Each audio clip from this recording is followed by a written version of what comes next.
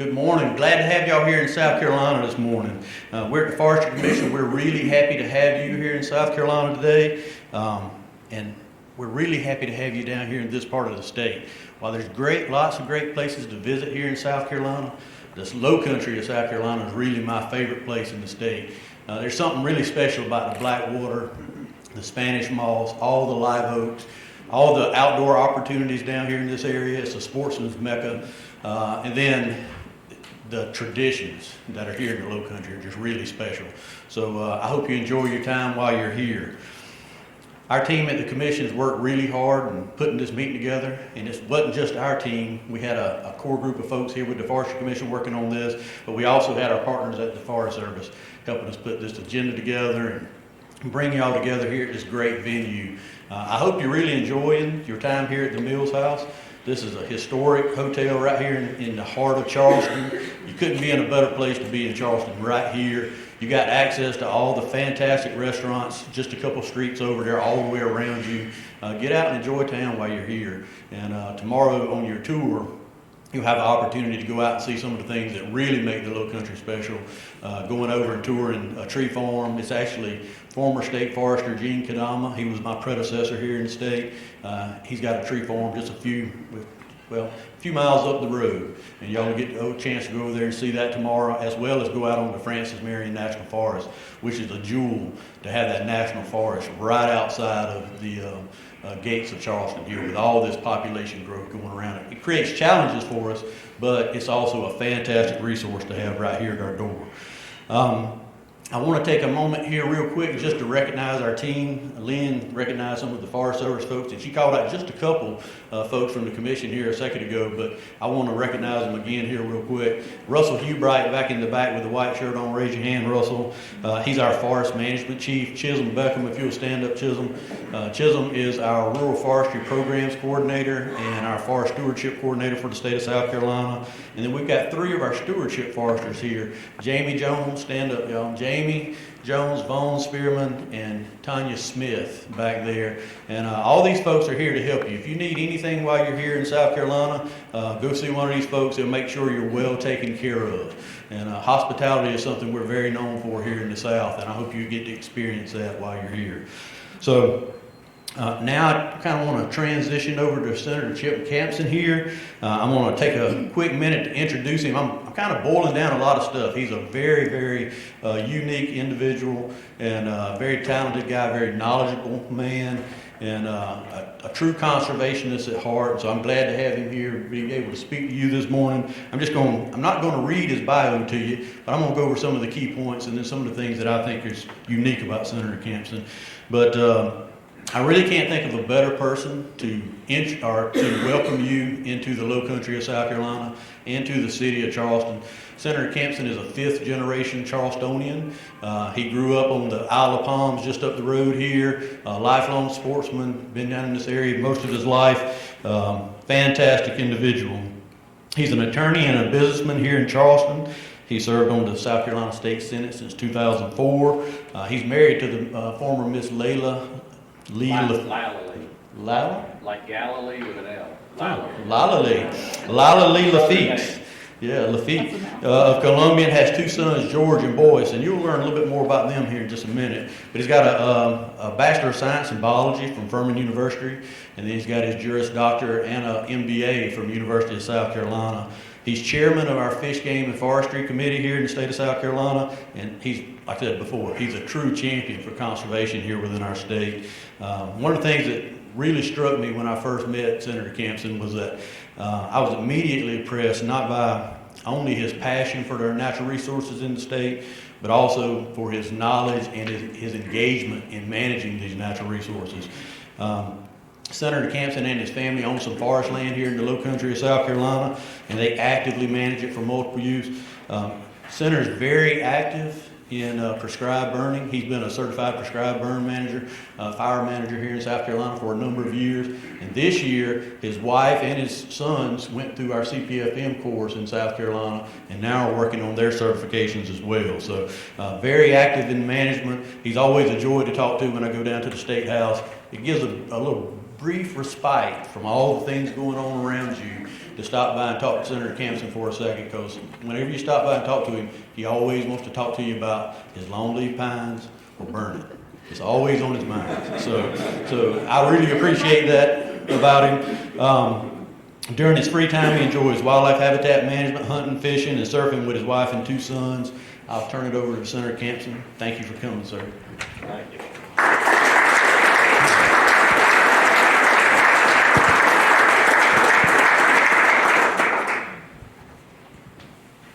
Well, thank you, Scott. I'm very frustrated, though, because I've had one burn day all winter. This is the worst winter I've ever experienced. It rains every 3 to 4 days, and in between, half of the days are 90% humidity and nothing dries out, and I have a lot I have to burn, and I've done burn my longleaf. That's it. That's all. But welcome to Charleston in South Carolina. My condolences to those who are at a Charleston convention remotely. I heard that there's some people remote visiting. Yeah, well, you're missing out on the best convention or meeting spot in the country. So my condolences to those who are remotely participating. As Scott said, I am a 5th generation Charlestonian. My great-great-grandfather was a German sea captain who immigrated here in the 1840s. Started a ship chandlery store, started a bakery. He was quite an entrepreneur. His son was the captain of the life-saving station on Morris Island, where the Battle of Battery Wagner occurred during the Civil War. The movie Glory is based upon the Massachusetts 54th Regiment assault on Battery Wagner. There were actually two battles of Battery Wagner.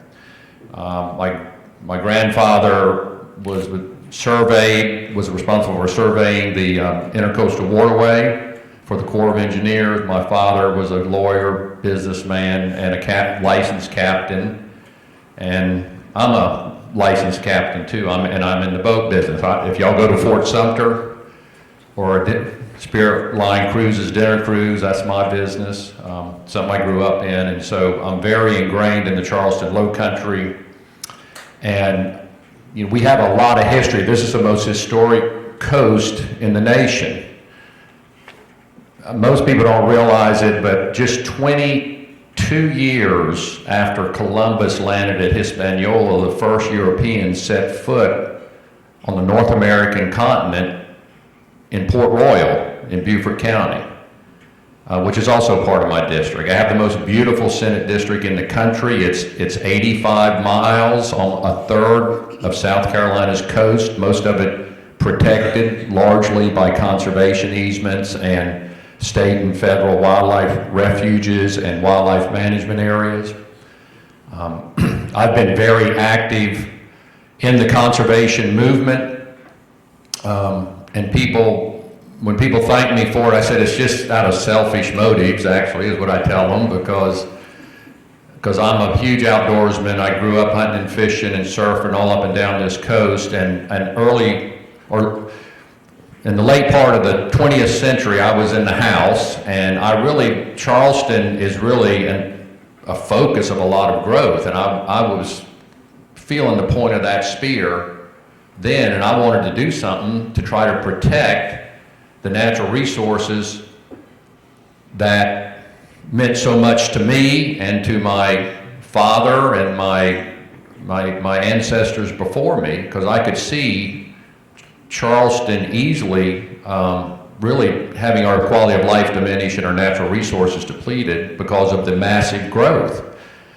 We are dealing with a dynamic that we really are experiencing the largest population migration in the nation's history. And that's brought about by the baby boomers retiring and fleeing places where the Industrial Revolution negatively impacted the landscape and quality of life. For most of the 20th century in South Carolina, we'd do anything. We'd bribe people to move here, because the Industrial Revolution passed us by, except for a few textile mills in the upstate, the Navy base in Charleston, completely passed us by. South Carolina didn't begin recovering from the Civil War really until the 1960s or 70s. You had Reconstruction, the Great Depression, the Industrial Revolution passing us by, and it's not until the 60s or even into the early 70s that we really started feeling this growth. And that, for most of the 20th century, we considered that a great negative. And we'd do anything to get people and businesses to move here. But in reality, in retrospect, it's a great blessing because we can learn from the mistakes that others have made. And we learn and we understand how important it is to preserve our natural resources, to protect our quality of life. Because it's actually degradation of quality of life that's causing people to migrate here in the first place. And when I was in the House, I wanted to come up with a way to protect those resources, to protect that quality of life, and as a senator too, but I was a House member when I authored the South Carolina Conservation Bike Act. And I want to talk about that because it's a great model for other states to use. And what I wanted to do is two things. I wanted to protect our quality of life, and I wanted to do it in a way that respects property rights. I wanted to do it not in a regulatory way. I didn't want to regulate conservation. I wanted to accomplish conservation by negotiation and compensation with property owners. And that model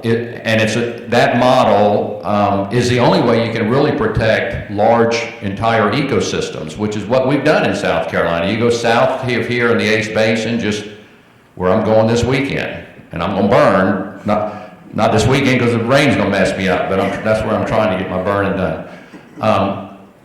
We've protected 300,000 acres in 30 years down there.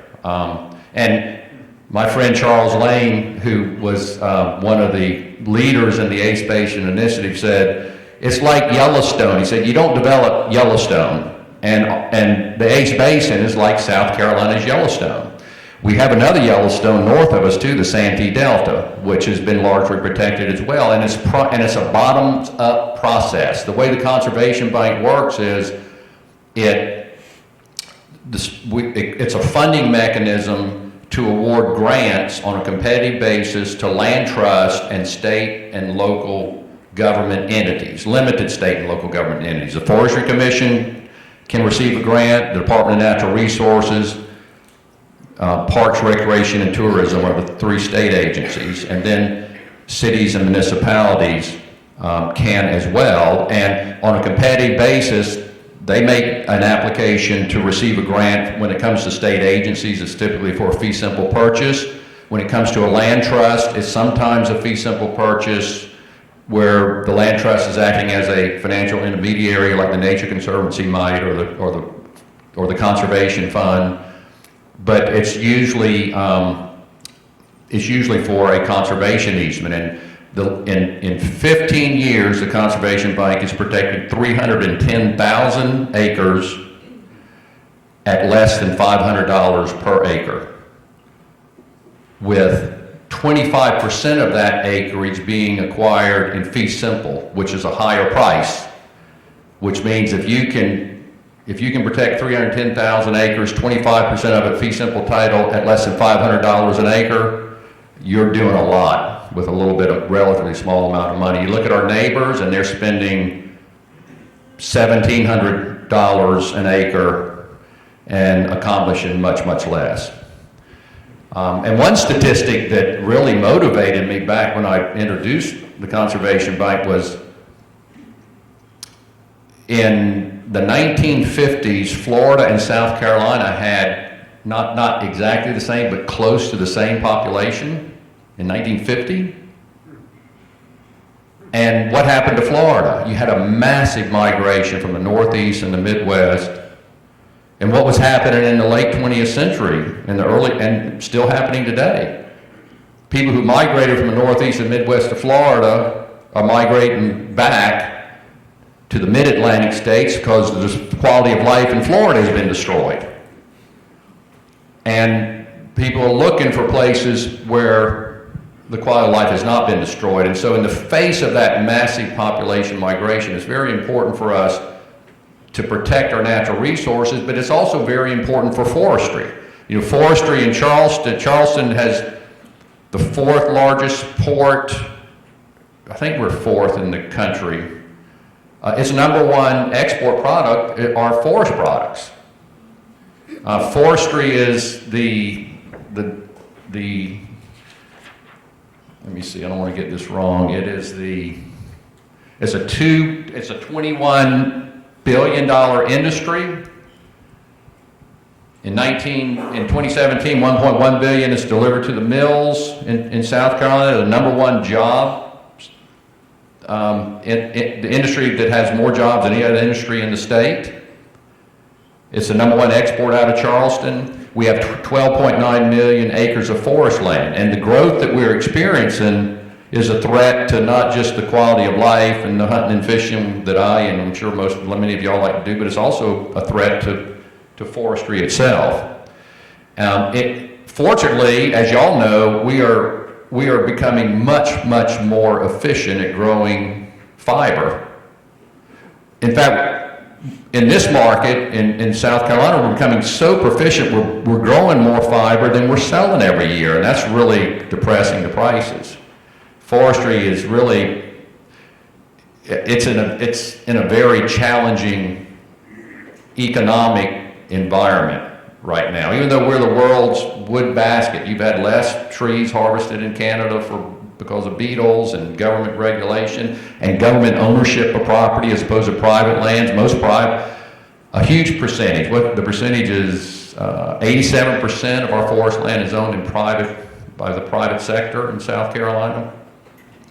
And so a lot of things would make you think timber prices should be high and supported, but since the 2008 bust, they've gone down and they really haven't come back. Housing starts haven't come back. Millennials aren't they don't want to be in single family homes, thus far anyway, not relative to the rest of the population. So it is a great challenge to private timber owners because of the market, and frankly, I don't see it changing in the foreseeable future, which means finding ways to augment the revenue that a private timber owner can generate through a conservation easement, for example, is one way. But also through other incentives, mitigation banking, red cockaded woodpecker habitat, but it's increasingly important. I know y'all help private landowners navigate and consider and sometimes capitalize upon all of these other alternative revenue sources, but that's increasingly more and more important because of what's happening in the timber market. And really, we're just becoming so proficient, in a way we're kind of hurting ourselves because we can grow trees a lot faster. I'm amazed, just anecdotally, I see trees that we've planted that are versus trees that were planted 15 or 20 years ago. It's just utterly amazing how quickly and fast those trees grow, and a big part of it is site prep too. I mean, we used to just clear cut and let things naturally regenerate. Not anymore, but it makes us so efficient that it's actually having a negative impact on prices.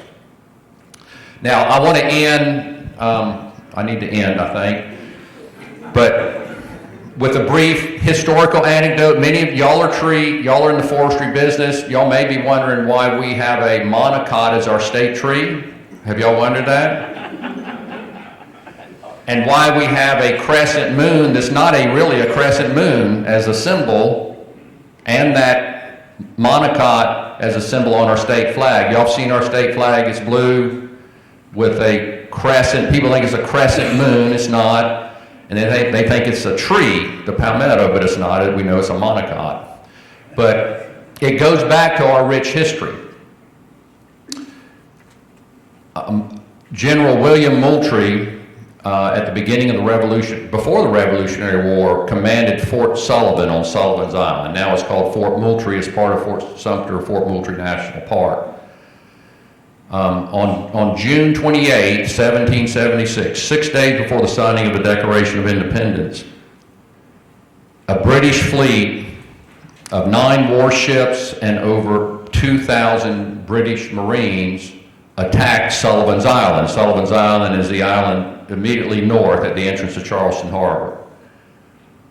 And the British Navy had not been defeated in a century. For 100 years, the British Navy ruled the world, had never been defeated. 2,000 British Marines, just a few hundred South Carolina militia.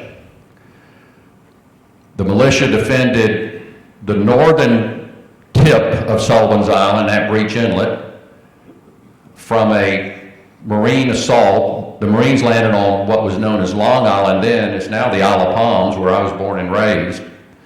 And they tried to cross the inlet, and William Campsen was a backcountry man from Calhoun County, no formal military training, but he and his sharpshooters from Calhoun County defended the north end of Sullivan's Island from, that's where the 2,000 Marines were, just a couple hundred of backcountry South Carolinian militiamen defeated them and held them off. And then the fort at Sullivan's Island, at the south end of the island on the harbor, turned back the 9-ship fleet. And the fleet, they attacked Sullivan's Island because they lost their attempt to take Philadelphia, and the British developed a different strategy. We're going to take the South.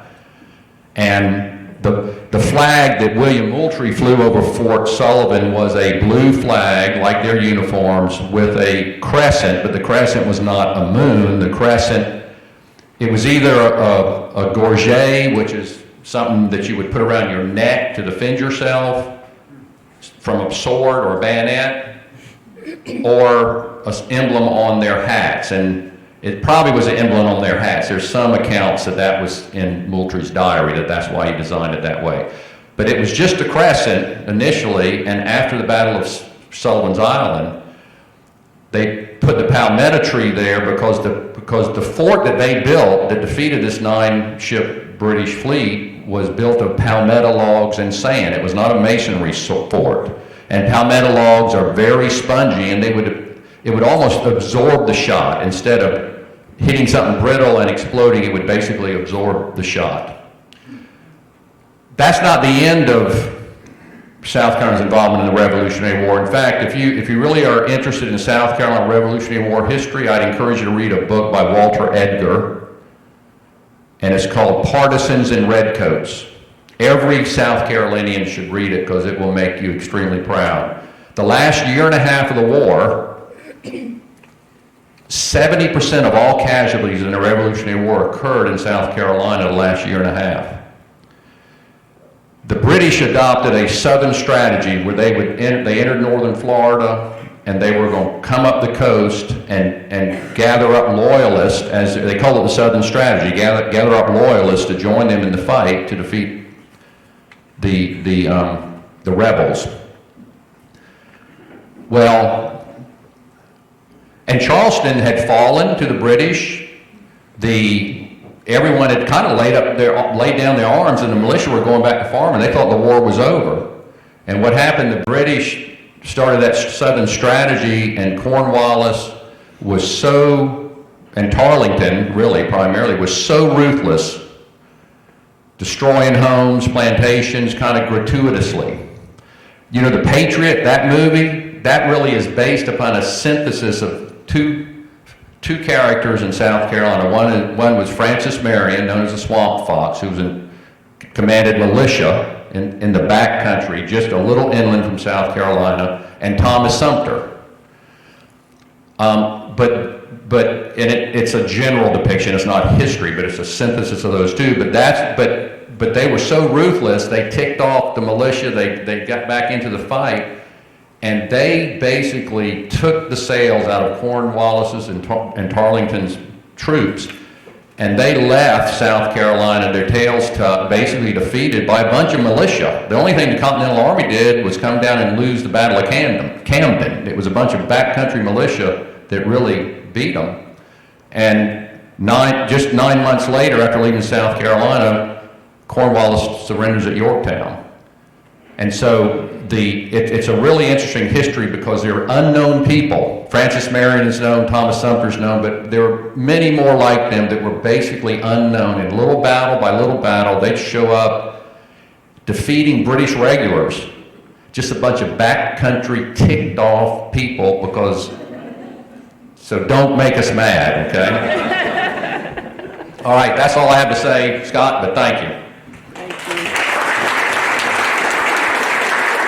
Thank you, Senator Campsen, for coming and speaking with us. We wanted to give you this book. It's The Forest Trees of South Carolina. It's a publication our agency did last year. It actually won one of the most notable documents from the South Carolina State Library this past year. Fantastic book. I know you'll put it to great use. Oh, my wife will love this. Thank you. Yes, sir. Thank you. And I'm sorry, I'd like to stay with you, but I have to go because I have to be in Columbia at noon for a session.